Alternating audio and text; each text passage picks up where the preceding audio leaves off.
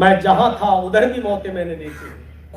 اب تو آپ کورٹ کے آرڈر پر ہے, کورٹ کے آرڈر سے اندر آئے, کورٹ کے آرڈر سے باہر جاؤ گے, مر جاؤ گے, لیکن جب تک کورٹ کا آرڈر نہیں ہوگا باہر نہیں جاؤ گے. میں نے ادھر بھی موتیں دیکھی. گھر والے لاش لے لیتے ہیں تو ٹھیک, نہیں تو وہیں جلا دیا جاتا ہے, وہیں دفن کرنے کا بھی انتظام, سب کچھ. بتانا یہ چاہتا ہوں کہ موت آنی ہی ہے, لیکن کامیاب انسان وہ ہے کہ موت کے وقت اس کو خوشی ہو. موت جیسے جیسے اس کے قریب آئے اس کے چہرے پر نکھار آتا ہو, یہ کامیاب انسان ہے. یہ کیسے کہہ رہے ہو؟ لوگ تو ڈرتے ہیں. علاج کرائیے, منع نہیں کر رہا. ایک بوڑھا آدمی دل کا آپریشن کراتا ہے, ہارٹ کا آپریشن, 80 سال کا پورا, کامیاب آپریشن کامیاب ہونے کے بعد ڈاکٹر نے اس کو 8 لاکھ روپے کا بل اس کے ہاتھ میں پکڑا دیا. اس کی آنکھوں میں آنسو آ گئے. ڈاکٹر نے کہا زیادہ ہے, چلو 2 لاکھ ہم کم کر دیتے ہیں, کنسیشن دے دیتے ہیں, لیکن اس سے کم نہیں ہوگا. اس نے کہا نہیں ڈاکٹر صاحب, آپ 8 کے 6 کر رہے ہیں, میں 8 کا 10 دینے کے لیے تیار ہوں, مجھے کنسیشن کی ضرورت نہیں. کہا پھر کیوں روئے ہو؟ کہا میں اس لیے رویا ہوں کہ تھوڑے سے میرے ہارٹ میں پرابلم ہوئی, آپ نے 10 منٹ میں میرے ہارٹ کا آپریشن کر دیا اور 8 لاکھ روپے کا بل میرے ہاتھ میں پکڑا دیا.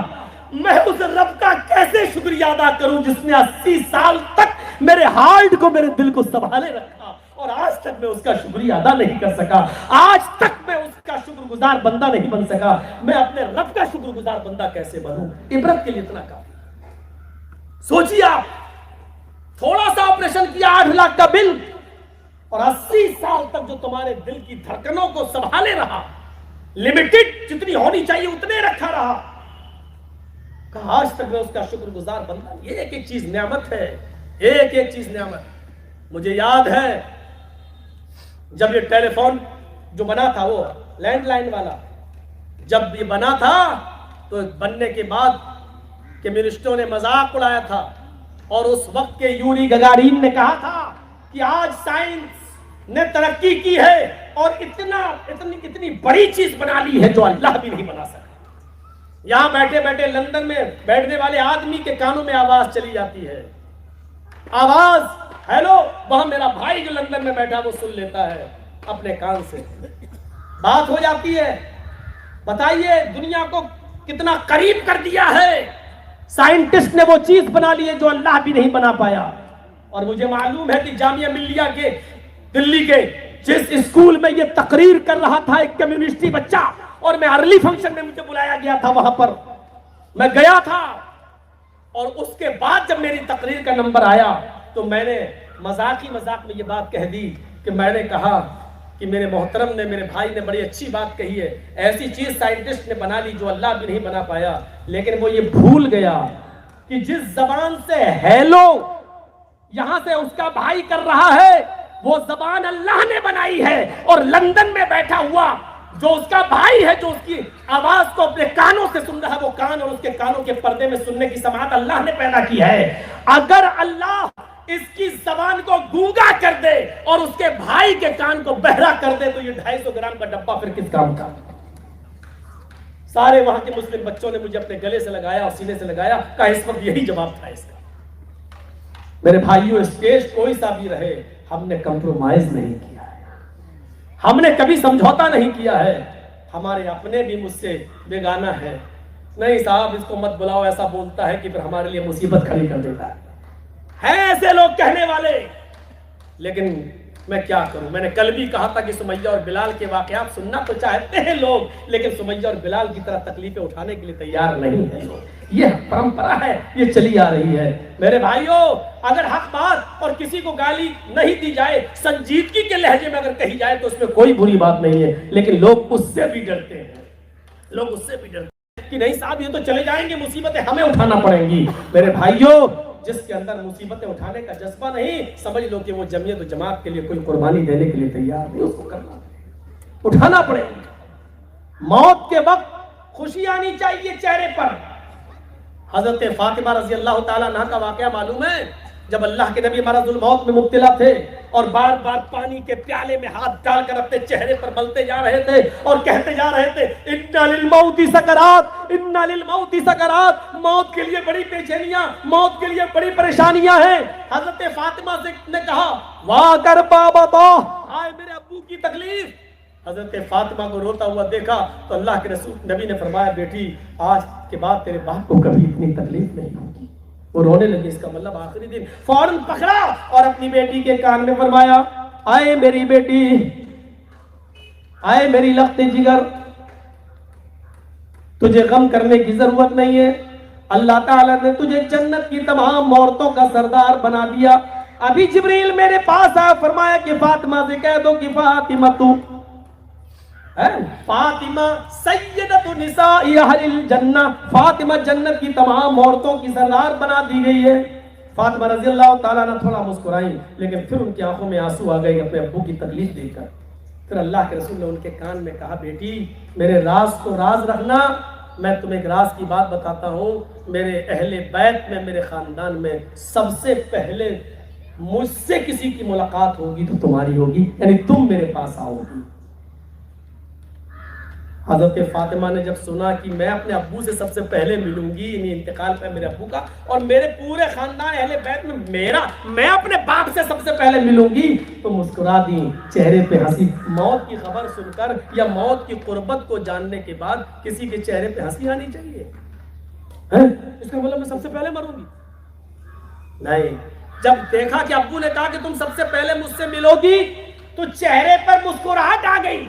اہل ایمان کی، مومن کی یہ پہچان ہے کہ وہ موت کو قریب دیکھتا ہے تو وہ سمجھ لیتا ہے کہ میرے رب سے میری ملاقات کا وقت قریب ہے۔ میں 3rd کلاس سے 1st کلاس کی طرف جا رہا ہوں، اور 1st کلاس کے سفر کو کوئی برا نہیں سمجھتا۔ آج ہم کرتے ہیں نہیں ابھی نہیں، کچھ اور بیٹی کی شادی ہو جائے، 2 بیٹیاں رہ گئی ہیں ان کی، یہ سب اس کا مطلب یہ ہے کہ ایمان کے اندر کمزوری ہے، ابھی ہم پکے سچے مومن نہیں، ابھی ہم پکے سچے مومن نہیں ہیں۔ یہی عبداللہ ابن عمر کے جب انتقال کا وقت قریب آیا تو کہنے لگے کہ فلاں نوجوان کو بلاؤ۔ لوگوں نے کہا وہ تو کافی دور رہتا ہے، کہ کسی بھی طریقے سے کوئی جائے اور اس کو بلا کر لائے۔ ایک آدمی کو بھیجا گیا، جاؤ اس کو بلا کر لاؤ۔ ان کی طبیعت خراب ہونے لگی عبداللہ ابن عمر کی۔ لوگوں نے کہا کہ آپ کی طبیعت کچھ زیادہ ہی خراب ہے، اگر وہ نوجوان آپ کی زندگی میں نہیں آ سکا اور آپ کا انتقال ہو گیا تو بتائیے میں کیا کروں؟ تو حضرت عبداللہ ابن عمر نے کہا میں وصیت کر کے جا رہا ہوں، اگر وہ نوجوان میری زندگی میں آ گیا تب تو ٹھیک ہے، اور اگر نہیں آیا تو میری بیٹی کا نکاح اس نوجوان کے ساتھ کر دینا، اس لیے کہ میں نے اس نوجوان سے وعدہ کیا تھا کہ جب میری بیٹی بالغ ہو جائے گی تو میں اپنی بیٹی کا نکاح تمہارے ساتھ کر دوں گا۔ مجھے وہ وعدہ یاد آ رہا، میری بیٹی بالغ ہو چکی ہے، اگر میں یہ وعدہ پورا نہیں کر سکا تو 1/3 منافق ہو کر مروں گا۔ 1/3 منافق، اللہ کے نبی نے فرمایا وعدہ خلافی کرنے والا منافق ہے، لہٰذا میں وعدہ خلافی کے جرم میں منافق ہو کر مروں گا، لہٰذا میری زندگی میں آئے گا تو میں خود اپنی بیٹی کا نکاح اس کے ساتھ کر دوں گا، اور اگر میری زندگی میں نہیں آ سکا تو میں اجازت دے کے جا رہا ہوں کہ میرے انتقال کے بعد اگر وہ آئے تو آئے، لوگوں میری بیٹی کا نکاح اس نوجوان کے ساتھ کر دینا، اس وعدے کو پورا کر دینا تاکہ مجھے اللہ کے حساب و کتاب نہ دینا پڑے۔ سوچو موت کے وقت یہ خیال آتا ہے اور وہ اپنے وعدے کو پورا کرنا چاہ رہے ہیں، اور موت کے وقت ان کا ایمان کتنا مضبوط ہے۔ مومن وہ ہوتا ہے کہ موت کے وقت اس کو خوشی ہو، موت کو قریب دیکھے تو یہ سوچے کہ مجھ سے میرے رب کی ملاقات کا وقت آ رہا ہے۔ ایک بار اللہ کے نبی کافی بیمار اور مرض الموت میں تھے تو بیویوں کو بڑا احساس ہوا، آپ کی ساری بیویاں قریب میں بیٹھی تھیں، تو حضرت عائشہ نے ایسے ہی سوال کر لیا۔ سوچئے بخاری شریف کی حدیث ہے، اللہ کے رسول آپ کی بیویوں میں، مان لیجیے آپ کا انتقال ہو گیا، انتقال تو ہونا ہی ایک دن سبھی کو جانا ہے، اگر آپ کا انتقال ہو گیا تو آپ کی بیویوں میں سے سب سے پہلے کون آپ سے ملے گا؟ یعنی کس کا انتقال پہلے ہوگا؟ اب یہ تو غیب کا معاملہ ہے، اللہ کے رسول تو اس وقت تک کوئی بات بولتے نہیں جب تک کہ جبرائیل نہ بتا دیں، اللہ کی طرف سے وحی نہ آ جائے، ما ینطق عن الہوی۔ تو اللہ کے نبی نے کہا اگر میں کیا کسی کا نام لوں گا تو جس کا نام لوں گا وہ تو خوش ہوگی، لیکن بقیہ سب، جس کی زیادہ بیویاں ہوں اس بیچارے کو کیسے رہنا پڑتا ہے یہ تو وہی جانتا ہے بیچارہ۔ میں ایک بار پڑوسی ملک میں گیا، میری دعوت کر دی عمر شریف نے، اب تو مر گیا بیچارہ وہ، چلا گیا. بڑا جوکر تھا وہ, جیسے آج ہمارے یہاں کپل شرما, ایسی وہ بابا جوکر تھا. تو میں اس کے یہاں دعوت میں گیا. اس نے کہا کہ مولانا ہمارے یہاں دعوت تینوں ٹائم کی لینا ہوتی ہے, صبح بھی, دوپہر میں بھی, شام میں بھی. میں نے کہا کیوں؟ کہا کہ مولانا ہماری 3 بیویاں ہیں. میں نے کہا ماشاء اللہ, اللہ برکت دے, ایک اور آپ کو عطا فرمائے. بولا نا نا نا یہ دعا مت دو. ہم نے کہا ٹھیک ہے بھائی نہیں دوں گا. تو بولا اگر ہم نے ایک وقت کا کھانا کھلا دیا تو 2 ناراض ہو جائیں گے. تو ہم نے کہا چلو مولوی لوگ تو یہ چاہتے ہی ہیں, اچھا ہے. بولا صبح ناشتہ اوپر والی میں سب سے اوپر, دوپہر میں آپ کو بیچ والے میں, اور شام کو نیچے والے, یعنی 3 بیویاں اوپر ایسے رہتی ہیں, بیچ میں اور اوپر اور نیچے. تو ہم نے کہا ٹھیک ہے چلو. صبح کا ناشتہ ٹھیک رہا, دوپہر کا بھی ٹھیک رہا. شام کو عشاء کی اذان ہو گئی تو کہنے لگا کھانا. ہم نے کہا نہیں پہلے نماز پڑھ لیتا ہوں, بغل میں ہی مسجد تھی. تو چلا گیا. تو ہم نے کہا آئیے آپ. کہنے لگا آپ پڑھ کے آئیے, میں باہر انتظار کرتا ہوں. ہم نے کہا آپ نہیں پڑھیں گے؟ کہنے لگا میں کہہ رہا ہوں نا آپ پڑھ کے آئیے, میں باہر بیٹھا ہوں, تھوڑا سا میں سمجھا کروں. میں نے کہا چلیے سب کے سامنے کیا, میرا کہنے کا تھا کہہ دیا. اب نماز پڑھ کے جب میں باہر نکلا تو وہ کھانا نہ کھلانے. میں نے کہا یار یہ غلط بات ہے, اتنا قریب اور پڑوس میں مسجد ہوتے ہوئے آپ نماز نہیں پڑھتے. بولا مولانا میں تو ویسے ہی جنت میں جاؤں گا, نماز پڑھنے کی ضرورت کیا ہے؟ مذاقی تو تھا ہی وہ. میں نے کہا چپ رہو, اتنا کانفیڈینس, اتنے یقین کے ساتھ کہہ رہا ہوں کہ میں جنت میں جاؤں گا. بولا میں یقیناً جنت میں جاؤں گا, اللہ مجھے جہنم دے ہی نہیں سکتا. میں نے کہا ارے بھائی تم تو اتنا اعتماد کے ساتھ کہہ رہے ہو.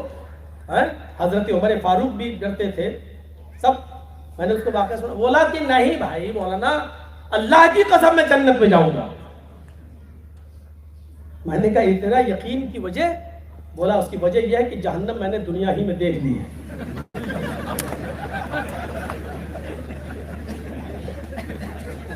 اور میرے رب کا وعدہ ہے کہ میں 2 جہنم ایک جگہ نہیں دوں گا. اگر دنیا میں کوئی جہنم دے چکا ہوں کسی کو تو آخرت میں جنت دوں گا, اور اگر دنیا میں عیش و آرام سے رہا تو آخرت میں جہنم دوں گا. میں نے کہا کہنا کیا چاہتے ہو؟ کہا کہنا یہی چاہتا ہوں کہ میری 3 بیویاں میں نے جہنم دنیا ہی میں دیکھ لی ہے, اب اللہ مجھے جنت دے کر رہے گا ہر حال میں. میں نے کہا مذاق اڑا رہے ہیں, شریعت کی اجازت کو آپ اس طریقے سے بول رہے ہو؟ کہتا مولانا صاحب آپ کھانا کھائیے, کل دوسری جگہ دعوت ہے وہاں جا کے تقریر کریے, ہم کو نہیں, ہم جنت میں جائیں گے. وہ ایسے لوگ نہیں سمجھتے, چاہے کتنا سمجھائیے. بولا آپ کی کتنی بیوی ہیں؟ میں نے کہا 1. کہا کہ آپ اپنی خیر بنائیے. میں نے کہا یہ کیا بات رہی؟ بولا دیکھو 1 بیوی والا جنت کی طرف جا رہا ہوگا, ایسے سینہ تان کر, جنت کے دروازے پر فرشتہ کھڑا ہوگا, اے کہاں جا رہا ہے؟ جنت میں. دنیا میں کتنی بیوی تھی؟ کہا 1. بڑے عیش و آرام کر کے آئے, کھاؤ پہلے جہنم میں عذاب دیتے ہو, تم لوگوں کو بھگا دیا جائے گا. ہم نے کہا اور تمہارا حال؟ بولا ہمارے گھٹنے میں درد, کمر میں درد, یہ وہ, جھکتے جھکاتے جاؤں گا. فرشتہ دروازے پہ کھڑا ہوگا جنت کے, پوچھے گا اے کہاں جا رہے ہو؟ تو جنت میں.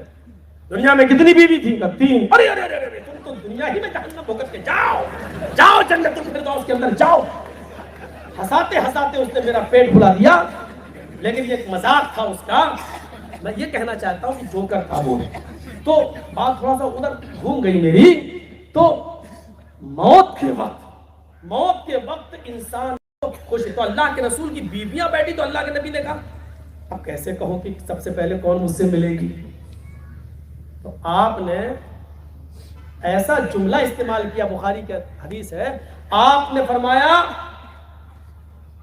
تم میں سے جس کے ہاتھ سب سے زیادہ لمبے ہوں گے, اطولکن یدن, ہاتھ جس کے سب سے زیادہ لمبے ہوں گے وہ سب سے پہلے مجھ سے ملے گی.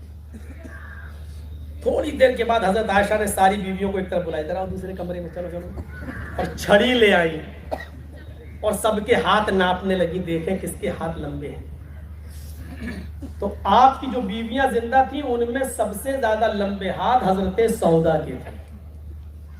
کہا اے سودا تو بڑی خوش نصیب ہے, تیرے ہاتھ سب سے لمبے ہیں. اللہ کے نبی نے کہا جس کے ہاتھ سب سے زیادہ لمبے ہوں گے وہ سب سے پہلے. حضرت سودا بھی خوش ہو گئی کہ چلو اللہ کے نبی کے انتقال کے بعد میرا انتقال بیویوں میں سب سے پہلے میرا ہوگا, اور میں نبی کے پاس سب سے پہلے جاؤں گی, یعنی میری ملاقات سب سے پہلے ہوگی. تو خوش ہو گئی جب ہاتھ کو لمبا دیکھا, میرا ہاتھ سب سے زیادہ لمبا, اور اللہ کے نبی نے کہا جس کا ہاتھ لمبا ہوگا وہ مجھ سے ملے گی. تو وہ بھی خوش, ساری بیویاں مبارکباد دینے لگی, مبارک مبارک ہو مبارک ہو مبارک ہو، تم ہی سب سے پہلے ملو گی. اور وہ بھی خوش تھی. لیکن جب اللہ کے نبی صلی اللہ علیہ وسلم کا انتقال ہوا اور آپ کو دفن کر دیا گیا، تو جب بیویوں میں سے سب سے پہلے جس بیوی کا انتقال ہوا وہ حضرت سودا نہیں تھی. بخاری کی روایت کہتی ہے کہ سب سے پہلے جس بیوی کا انتقال ہوا اس بیوی کا نام تھا حضرت زینب.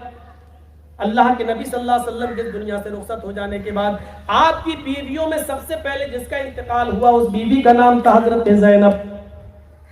سب پریشان، یہ کیا بات ہے؟ ہاتھ تو سب سے زیادہ لمبے سودا کے تھے اور انتقال یہ. تب پتا چلا اللہ کے نبی صلی اللہ علیہ وسلم نے یہ فرمایا کہ جس کے ہاتھ سب سے زیادہ لمبے ہوں گے وہ ہاتھ اور پیر کی لمبائی مراد نہیں تھی بلکہ صدقہ اور خیرات مراد تھا، کہ جو سب سے زیادہ اللہ کی راہ میں صدقہ دینے والی خیرات کرنے والی ہوگی، جس کے پاس جو مال آئے گا رکھے گی نہیں بلکہ اللہ کی راہ میں دے دے گی، جس کے ہاتھ سب سے زیادہ لمبے ہوں گے. یعنی غریب اور مسکینوں پہ لٹانے والی، غریبوں میں لٹانے والی، فقیروں میں لٹانے والی، مجبوروں کے کام آنے والی. یہ ہاتھ لمبے ہونے کا مطلب یہ تب سمجھ میں آیا کہ بیویوں کو کہ اللہ کے رسول کے کہنے کا مقصد کیا تھا. اور صدقہ و خیرات کرنے کے اعتبار سے حضرت زینب سب سے زیادہ سخی تھی، اپنے پاس کوئی چیز نہیں چھوڑتی تھی، جو آیا کھایا اور جو بچا اسی رات میں دوسروں کو دے دیا، دوسروں کو دے دیا. میرے پیارے ساتھیوں، یہ ہوتا ہے. تو حضرت سودا کا مسکرانا اس بات کی دلیل تھی کہ اپنے موت کو قریب دیکھ کر مسکرا رہے. رونا پیٹنا شروع ہو جاتا ہے اپنی اولاد سے. ارے کمبختو سب کچھ تمہارے لیے کیا، ارے اپولو میں لے کے چلو، ایمس میں لے کے چلو، آل انڈیا لے کے چلو، کیا چاہتے ہو تمہارا باپ مر جائے؟ اس کا مطلب آج ہمارے ایمان کی کمزوری ہے ہمارے اندر. یہ کون سا جذبہ تھا؟ یہاں حضرت بلال نے اقامت کہی، اللہ اکبر اللہ اکبر. نبی اکرم صلی اللہ علیہ وسلم مصلی پر کھڑے ہو گئے نماز پڑھانے کے لیے.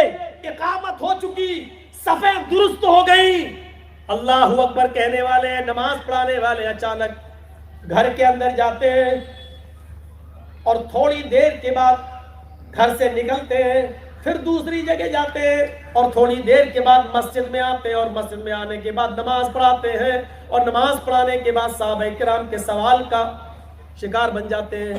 اے اللہ کے رسول، اقامت ہو چکی تھی، جماعت صفیں لگ چکی تھی، آپ اللہ اکبر کہہ کر نماز کی تکبیر تحریمہ کہنے والے تھے، اچانک گھر میں گھس گئے، پھر گھر سے باہر نکلے، کہیں چلے گئے، پھر آئے. وجہ فرمایا کہ جب تم اقامت کہہ رہے تھے اور میں نے قبلے کی طرف جب چہرہ کیا تو میرے ذہن میں خیال آیا کہ میرے تکیے کے نیچے 7 دینار رہ گئے ہیں، 7 دینار ہیں. مجھے اچھا نہیں لگا کہ یہ 7 دینار میرے گھر میں رہ جائیں نماز کی حالت میں، یا نماز کے بعد میرا انتقال ہو جائے تو کل میرا رب مجھ سے پوچھے گا کہ گھر میں کیا چھوڑ کے آئے ہو، اور میں کہہ دوں کہ 7 دینار. مجھے اپنے رب کو 7 دینار کہتے ہوئے جواب دیتے ہوئے شرم آ رہی تھی، اس لیے میں نے وہ 7 دینار پہلے صدقہ کر دیا، خیرات کر دیا، غریبوں تک مستحقین تک پہنچا دیا. اس کے بعد میں آیا اور میں نے نماز پڑھائی، میں نے یہ نیک کام پہلے کر دیا، اس کے بعد ہم یہاں آئے. یہ کون سا جذبہ تھا؟ یہ موت کا کون سا خوف تھا کہ اگر موت آ گئی تو میں اپنے رب کو کیا جواب دوں گا، کیا جواب دوں گا؟ ایک ہم ہے مولانا جرجیت صاحب آئے، قسم قسم کے نعمتیں آپ نے ہمارے سامنے رکھ دی، کاجو رکھ دیے، بادام رکھ دیے، اخروٹ رکھ دیے، مسلسل کئی قسم کی نعمتیں آپ نے. مہمان نوازی کا بہت بہت شکریہ. اللہ تعالیٰ آپ کو مہمان نوازی کی مزید توفیق عطا فرمائے. یہاں اللہ کے رسول صلی اللہ علیہ وسلم موجود ہیں، ابو بکر موجود ہیں، عمر موجود ہیں، اللہ کے نبی صلی اللہ علیہ وسلم موجود ہیں. ابو الحیثم انصاری کے گھر پر آپ پہنچ جاتے ہیں، انہوں نے ایک بکری ذبح کر دی اور گوشت بن کر جب سامنے آیا، ادھر روٹی رکھی ہے، ادھر بھنا ہوا گوشت رکھا ہے، نبی اکرم کی آنکھوں میں آنسو آ گئے. ان نعمتوں کو دیکھ کر آپ کی آنکھوں میں آنسو آ گئے. اللہ، یہ جذبہ آج علماء کے اندر سے کہاں چلا گیا؟ ہم جیسے مولویوں کے اندر سے یہ جذبہ آج کہاں چلا گیا؟ ان نعمتوں کو جب اللہ کے نبی نے دیکھا، سخت بھوک یہ نہیں نکلا، الحمدللہ یہ نہیں نکل رہا ہے کہ اللہ تعالیٰ تمہیں اور مہمان نوازی کرنے کا شوق، اللہ تعالیٰ تمہیں توفیق دے. آپ نے ان تمام چیزوں کو دیکھا اور دیکھنے کے بعد فرمایا لتسألن عن هذا النعیم یوم القیامہ. اے ابو الحیثم، یہ تمام نعمتیں جو تم نے میرے سامنے رکھ دی ہیں، قیامت کے دن ان نعمتوں کے بارے میں اللہ سے سوال کیا جائے گا. اللہ تم سے پوچھے گا ان نعمتوں کو تم نے کھایا ہے اور کھلایا، تم نے اللہ کا شکر ادا کیا یا نہیں کیا. میرے بھائیوں، وہ نعمتیں جب آتی تھی تو نبی کی آنکھوں میں آنسو آ جاتے تھے. میں بہار اور جھارکھنڈ کے ایسے علاقوں سے نکلا ہوا ہوں تقریروں کے دور میں کہ میں ایسے مولویوں کو بھی جانتا ہوں کہ جب تک ان کو اگر 1 اور 2 کلو مچھلی کھانے کو نہ دی جائے تو اگلے سال کی ڈیٹ نہیں لیتے ہیں جلسی. نام لینا ضروری نہیں ہے اور نام لینا بھی نہیں چاہتا، کیونکہ کسی کی برائی مقصد نہیں ہے. بتانا یہ چاہتا ہوں کہ یہ لوگ دین کی کیا تبلیغ کریں گے اور کیا دعوت پیش کریں گے. اتنا پانی کے اندر اتنا ندیوں میں گھس کر ہم لوگوں کو جانا پڑتا ہے تبلیغ کے لیے. ایسے ایسے علاقوں میں جاتا ہوں. پوچھئے میرے بھائیو، یہ عالمگیر جس علاقے کا رہنے والا ہے، پورا پھوس اور جھونپڑی کے مکان اور لائٹ نہیں تھی، اور بیچارے جو مجھے سونے کے لیے جو کمرہ دیتے تھے اس میں گھاس جو سوکھ کر پوال بن جاتی ہے اس کو بچھا دیتے تھے اور اس کے اوپر ایک چادر ڈال دی اور اسی چادر کو لپیٹ کر تکیہ بنا دیا گیا اور وہیں پر ایک ڈبی جلا دی گئی. پڑھنا ہو تو پڑھ لیجئے گا اسی میں. لائٹ نہیں ہے اور سوتے وقت وہ ڈبی بھی اس لیے بجھانا پڑتی تھی کہیں ہوا سے کہیں گر نہ جائے اور آگ نہ پکڑ لے اور پورا کا پورا پھوس کا مکان کہیں جل کر راکھ نہ ہو جائے. ان علاقوں میں جا کر دیکھو تب تبلیغ کا مزہ آتا ہے. ان علاقوں میں جا کر دیکھو تب اچھا لگتا ہے کہ اسلام کیسے پھیلا ہے اور ضرورت کہاں ہے. کسی جگہ ایئرپورٹ پہ آنا اترنا اور وہاں سے آنے کے بعد تقریر کر کے پھر فلائٹ پکڑ کے پھر چلا جانا، یہ تو بہت آسان ہے، بہت آسان ہو چکی ہے آج کل کی دعوت و تبلیغ. لیکن میرے بھائیوں، میں اس زمانے سے پروگرام کر رہا ہوں جب پھوس کے مکان تھے اور اتنا پانی میں گھس کر جانا پڑتا تھا تبلیغ کے لیے. ان علاقوں سے نکلا ہوا ہوں. اب تو زمانہ ترقی کر رہا ہے. حضرت خنسا کے 2 زمانے ہیں. ایک زمانے جاہلیت، ایک اسلام لانے کے بعد کا زمانہ. سن 8 ہجری میں حضرت خنسا اسلام لائیں. 8 ہجری سے پہلے کا ان کا زمانہ دیکھیے. اتنی بڑی مرثیہ پڑھنے والی عورت کہ اس کا لقب پڑ گیا تھا عرس العرب. عرب کے اندر سب سے بڑی شاعرہ، عرب کی سب سے بڑی مرثیہ پڑھنے والی عورت. اس کا ایک بھائی معافیہ اور ایک بھائی سخر، دونوں ایک ایک کر کے قتل کر دیے گئے. ایک ایک کر کے قتل کر دیے گئے. پہلے معافیہ قتل کیا گیا. پھر خنسا کا دوسرا بھائی اپنے بھائی معاویہ کا بدلہ لینا چاہتا تھا. لوگوں کو پتہ چلا.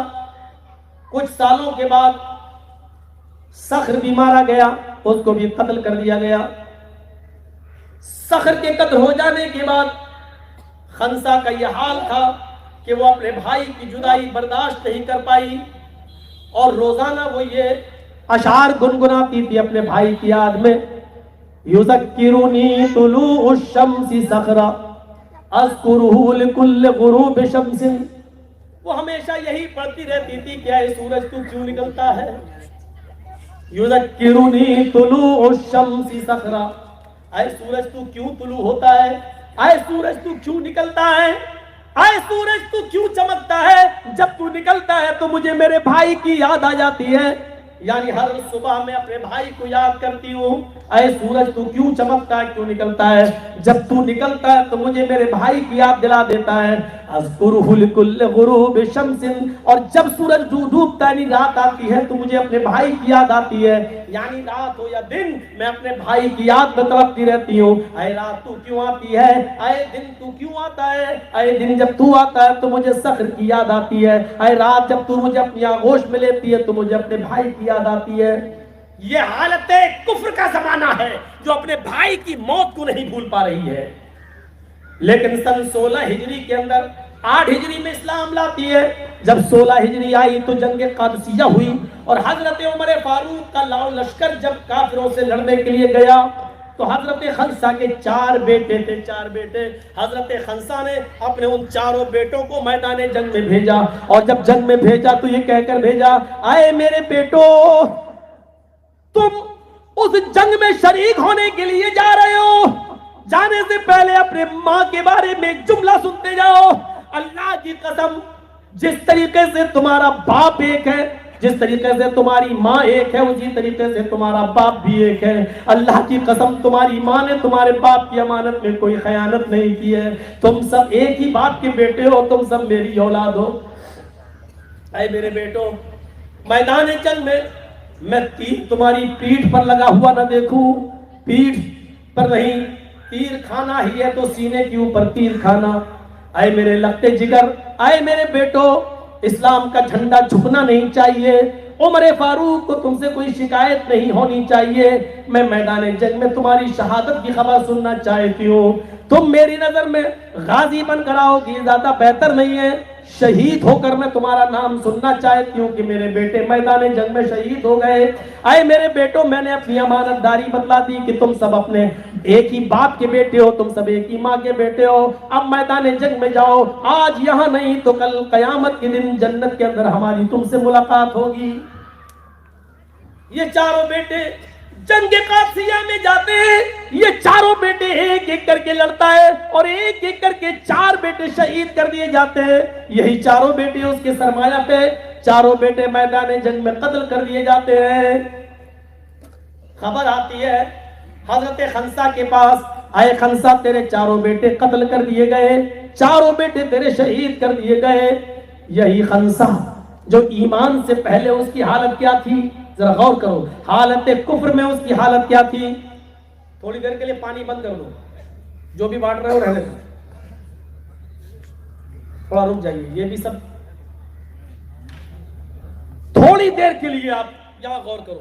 حالت کفر سے میں اس کی حالت کیا تھی, جو اپنے بھائی کی موت برداشت نہیں کر پائی اور چیختی رہتی تھی, باولی تھی, دیوانہ تھی, پاگل سی ہو گئی تھی. وہ کہہ رہی تھی, یذکرونی طلوع الشمس سقرا, سورج تو کیوں نکلتا ہے تو مجھے میرے بھائی کی یاد دلاتا ہے. اے رات تو کیوں آتی ہے, جب آتی ہے تو مجھے میرے بھائی کی یاد دلاتی ہے. لیکن ایمان لانے کے بعد جب اس کے چاروں بیٹے میدان جنگ میں قتل کر دیے گئے اور جب اس کے کان میں خبر پہنچی کہ تیرے چاروں بیٹے شہید ہو گئے, تو جانتے ہو اس نے 2 رکعت نفل نماز پڑھی شکرانے کی, اور کھڑی ہو کر آسمان کی طرف نظر اٹھا کے کہا, الحمدللہ الذی شرفنی بقتلہم. تمام تعریفیں اس اللہ کے لیے جس نے مجھے میرے بیٹوں کی شہادت سے مشرف کیا ہے, باعزت کیا ہے, مکرم بنایا ہے, مجھے عزت سے نوازا ہے. جو اپنے بھائی کی موت برداشت نہیں کر پاتی تھی, وہ اپنے بیٹوں کی شہادت پر اللہ کا شکر ادا کر رہی ہے. الحمدللہ الذی شرفنی بقتلہم. تمام تعریفیں اس اللہ کے لیے ہیں جس نے مجھے میرے بیٹوں کے قتل, مجھے میرے بیٹوں کی شہادت سے مشرف کیا ہے, باعزت کیا ہے. یہ مومن کی نشانی ہوتی ہے. مومن موت سے نہیں, مومن تو یہ دیکھتا ہے کہ وہ 3rd کلاس کی زندگی سے 1st کلاس کی زندگی کی طرف جا رہا ہے, اور ہمارے بیٹے بھی 3rd کلاس سے 1st کلاس کی طرف گئے ہیں. میرے بھائیوں, یہ ہے موت تو سبھی کو آنی ہے. کسی کو بستر پہ ایڑیاں رگڑ کر موت آ جاتی ہے, اور کسی کو شہادت کی موت آتی ہے, کسی کو دعوت و تبلیغ میں موت آتی ہے.